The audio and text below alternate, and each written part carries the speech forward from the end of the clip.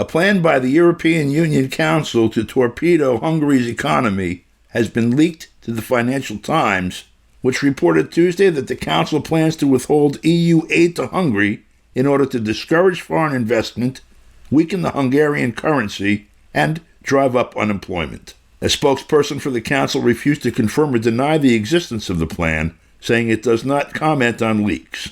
Hungary's Prime Minister Viktor Orban said that the EU still intends to blackmail Budapest despite his offer of a compromise deal with Brussels. Orban had offered a deal whereby the Council would dole out annual payments to Kiev under a proposed aid package to Ukraine, rather than the original proposal of a lump sum payment of 50 billion euros. Orban said he presented this proposal to the Council before the Financial Times article was published. He said its publication could be interpreted as Brussels' response to his offer. He referred to the Council's leaked plans as, quote, an imperialist's response, close quote. For more on this and what it means, we go to Moscow to speak with geopolitical analyst Mark Sleboda. Mark? Quite obviously, there are very brutal political punishments being delivered by the powers that be in the West, both by the U.S. and also increasingly by the European Union, by the technocrats in Brussels, and their bête noire, their opponent par excellence is Viktor Orban, the at this point long-standing Prime Minister of Hungary, and for years now.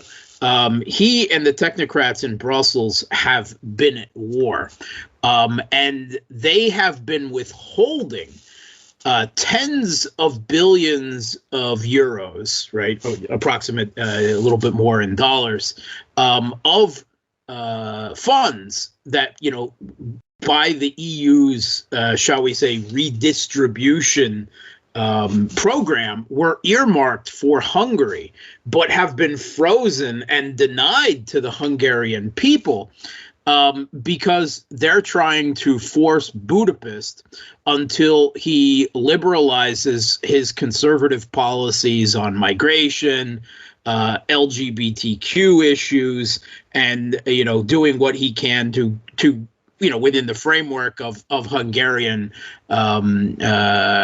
politics to get conservative judicial appointments. And I don't agree with Viktor Orban on everything domestically, right? I don't share some of his right-wing politics, but I'm not Hungarian. Right. And Hungary is a very socially conservative society. That is why, Viktor Orban has been elected so many times with such strength by the Hungarian people. And this infuriates the technocrats in Brussels. And what they are even now more furious about is he, much like the Republicans in the U.S. House, have been holding up a political speed bump on the continued flow of U.S. Financial and military aid to the West-backed Kiev Putsch regime in Ukraine. Hungary has been holding up aid in Europe as well. They have a program to send the Kiev regime another 50 billion euros, about $54 billion worth of economic aid, which is absolutely necessary to continue to prop up the regime financially there. But Viktor Orban has been opposing it. And the EU requires on consensus, and he hasn't held up any packages of sanctions against Russia over this, despite him being an extreme realist and skeptic about this whole Kiev regime proxy war on Russia thing. As long as Hungary wasn't forced, all he wanted was exemptions for Hungary, and he's like, whatever, you guys do whatever you want. And so he hasn't held it up. But this one, he has put his foot down, and the EU has responded by all kinds of threats. One of the publicly voiced ones is they want to use an Article 7 clause of the European Constitution and declare that by holding up this aid to the Kiev regime, Viktor Orban is violating core EU values, because I guess backing a bloodthirsty Banderite fascist authoritarian regime in Kiev is a core EU value. So they are considering removing his voting right, Hungary's voting rights on Ukraine, which is just really kind of a nuclear option for the EU and could threaten the EU itself, right? Its unity. If they went to that measure. But now a new thing has emerged, another way to punish Orban and Hungary. The Financial Times has leaked documents from the EU that they have plans to sabotage the Hungarian economy. And this is according to the Financial Times.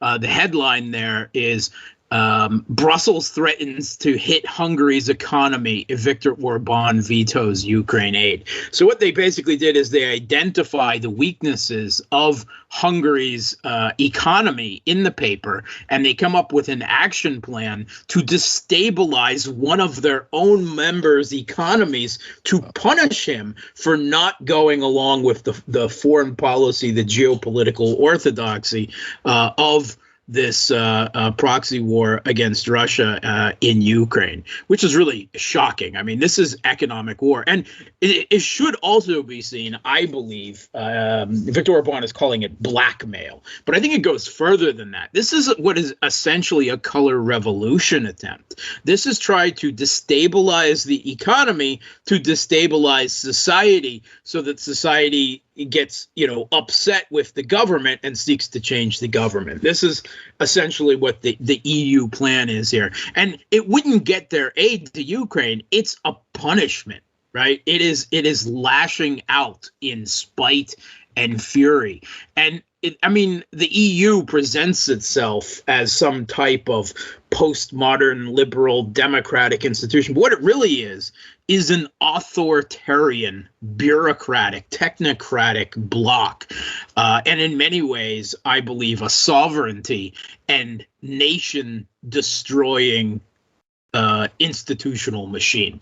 And Hungary, with this conservative domestic politics, whatever you may think of it, and the very realist foreign policy viewpoints of Hungary. I mean, he's not pro-Russia, he's pro-Hungary, but he realizes, from a geostrategic viewpoint, how everything the EU has done, he identified it beforehand that it would backfire, that it was stupid, that it was inflicting damage, like the sanctions that he let pass but opposed and got exemptions for Hungary. He said that this isn't so much a matter of the EU shooting itself in the foot with sanctions. It's the EU shooting itself in the lungs, a kind of self-suicide.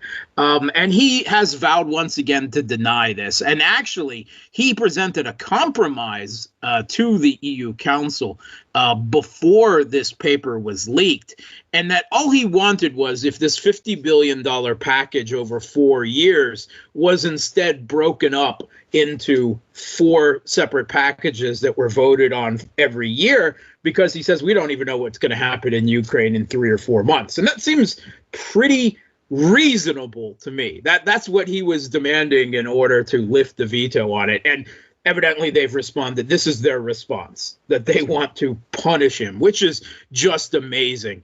And I think it really reveals the true face of the EU as an ideological and geopolitical bloc, or at least the technocrats who really run it.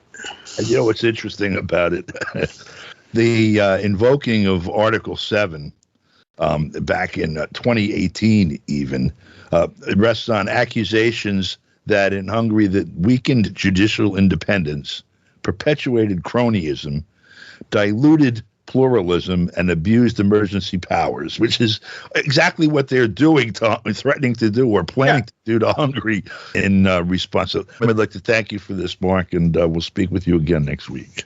Thanks for having me. For KPFK, I'm Don DeBar.